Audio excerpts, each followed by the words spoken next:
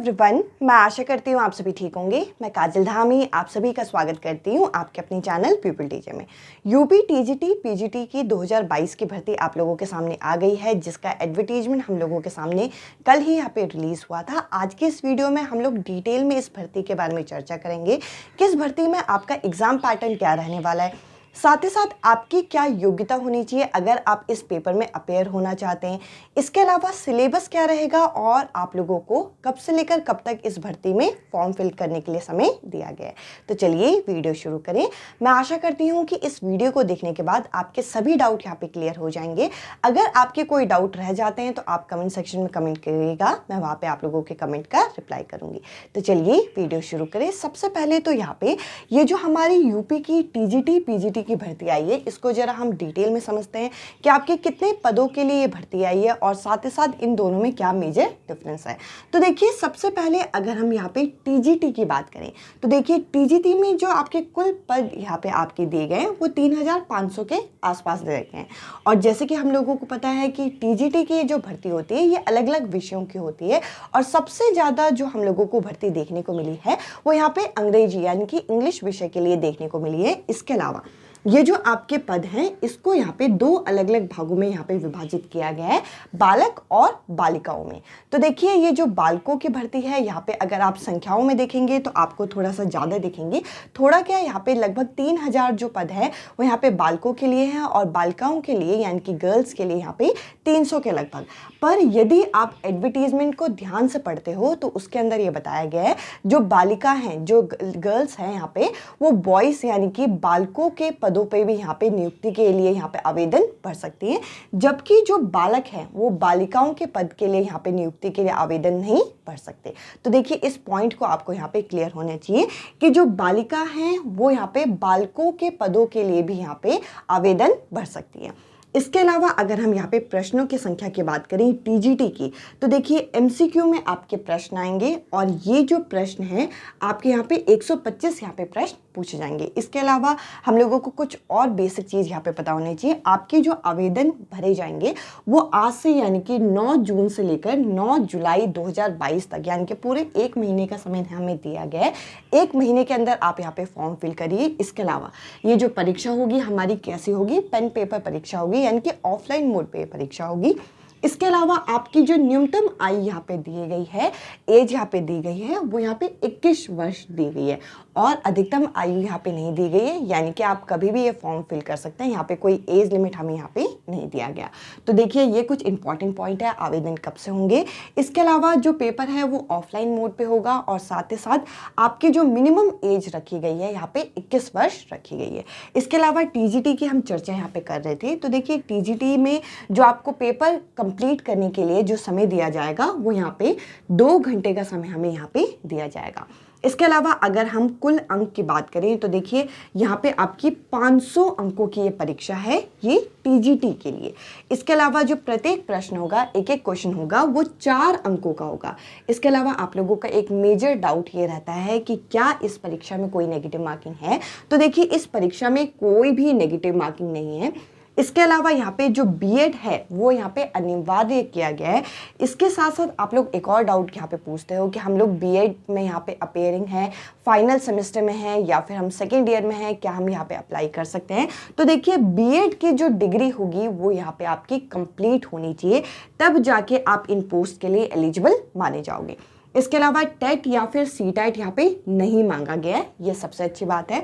अगर जस्ट आपका भी बीएड कंप्लीट हुआ है तो आप यहाँ पे इस आवेदन के लिए यहाँ पे फॉर्म फिल कर सकते हैं। साथ ही साथ कुछ यहाँ पे सब्जेक्ट कॉम्बिनेशन मांगे गए हैं अलग अलग विषयों के लिए। अगर हम भाषाओं की बात करें जैसे कि हिंदी हो गई, इंग्लिश हो गई, उर्दू हो गई, संस्कृत हो गई, तो आपका इन विषयों में ये जो भाषाएं हैं इनमें आपका बीए होना चाहिए। साथ ही साथ आपके पास बीएड की डिग्री होनी चाहिए अगर आप इन भाषाओं में यहाँ पे अप्लाई करना चाहते हैं। इसके अलावा विज्ञान के लिए हमें क्या बताया गया, विज्ञान के लिए खास करके यहाँ पे हमें मेंशन किया गया है कि आपकी जो बीएससी हो यहाँ पे आपकी भौतिक और रासायनिक यानी कि फिजिक्स और केमिस्ट्री में आपकी होनी चाहिए। यहाँ पे बायो मेंशन नहीं किया गया है और साथ ही साथ आपका बीएड तो होना चाहिए। ये हम टीजीटी की बात कर रहे हैं। इसके अलावा अगर हम जीव विज्ञान की बात करें तो जीव विज्ञान में आपका बीएससी होना चाहिए। जैसे कि हमने जीव विज्ञान हमने विषय देखा तो इसमें बीएससी किस में होना चाहिए, जीव विज्ञान में, और साथ में बीएड आपका होना चाहिए। अगर हम गणित की बात करें तो गणित बीएससी किस में होना चाहिए, गणित में, और साथ में बीएड होना चाहिए। इसके अलावा सामाजिक विज्ञान की अगर मैं बात करूं जिसे हम एसएसटी के नाम से भी जानते हैं, तो देखिए इसमें बीए मांगा गया है।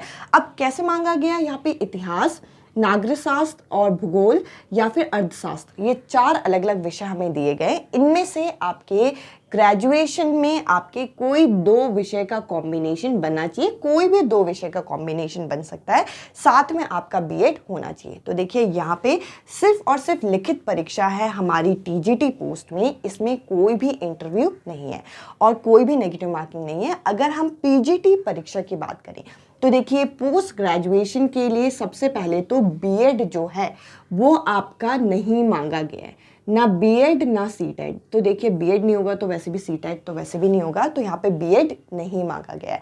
तो ये इंपॉर्टेंट पॉइंट है, आपको क्लियर होना चाहिए। इसके अलावा कुल पद जो है यहाँ पे 624 दे रखे हैं। इसको भी यहाँ पे बालिका और बालक दोनों में यहाँ पे विभाजित किया गया है। बालिका जो है वो बालकों के पदों में यहाँ पे आवेदन फॉर्म फिल कर सकती हैं।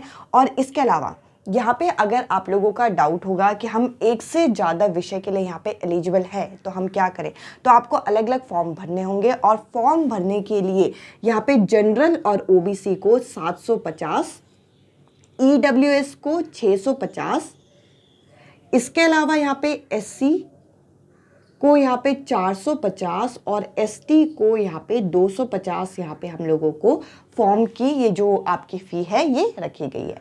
साथ ही साथ अगर हम प्रश्न देखें पीजीटी में, तो पीजीटी में जो प्रश्न पूछे जाएंगे वो 125 पूछे जाएंगे और एमसीक्यू लेवल में ये क्वेश्चन होंगे। साथ ही साथ समय आपको वही 2 घंटे का आपका दिया जाएगा। अंक यहाँ पे 425 अंकों की ये परीक्षा है, लिखित परीक्षा।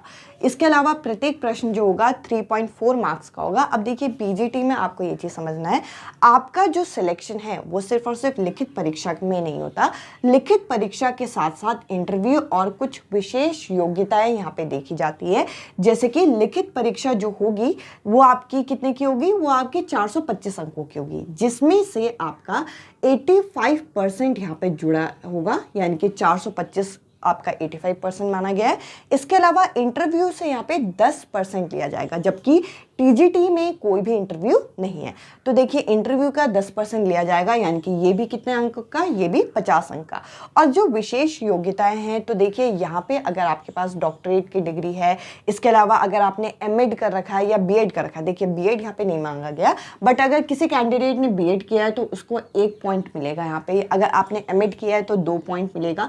इस तरीके से 5% यहाँ पे रखा गया है। अगर आप खेल कूद में अगर आपने राज्य को यहाँ पे संबोधित किया है तो आपको 2 पॉइंट मिलेगा। तो इस तरीके से यहाँ पे बनाया गया है। तो देखिए 5% यानी कि इसका 25, तो सबको मिला दिया जाए तो आपकी पीजीटी की परीक्षा भी कितने की है, ये भी 500 अंकों की है। यहाँ पे आपकी टीजीटी की परीक्षा भी 500 अंकों की है। दोनों में डिफरेंस ये है, यहाँ कोई इंटरव्यू नहीं होता, यहाँ पे आपका मेरिट बेस आपका सिलेक्शन होता है।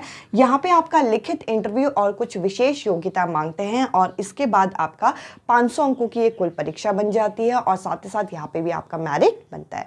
तो देखिए इस तरीके की ये परीक्षा है और यहाँ पे आप लोगों की इस तरीके से ये एलिजिबिलिटी साथ ही साथ एग्जाम पैटर्न रखा गया है। अब देखिए डिटेल सिलेबस की अगर मैं बात करूँ तो डिटेल सिलेबस मैं आप लोगों के साथ टेलीग्राम ग्रुप पर शेयर करूँगी, आप लोग मेरे साथ वहाँ पे जुड़ सकते हैं, जिसमें मैं अलग अलग विषयों का क्या सिलेबस है वो आपके साथ शेयर करूंगी।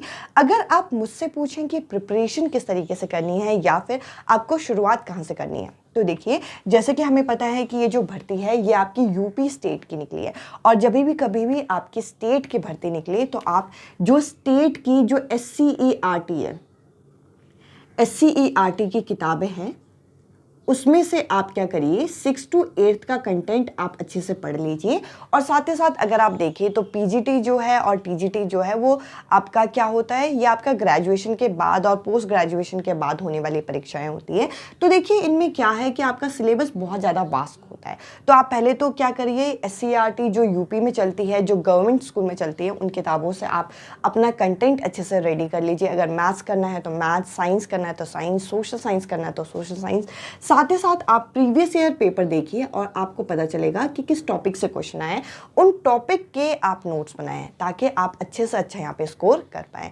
इस वीडियो में इतना ही। इसके अलावा अगर आपका कोई और डाउट रह गया है तो आप कमेंट सेक्शन में कमेंट करिएगा, मैं आप लोगों के कमेंट का रिप्लाई करूँगी। आज की इस वीडियो में इतना ही। अब मैं आपसे मिलती हूँ अगली वीडियो में अगले टॉपिक के साथ। Bye bye, take care.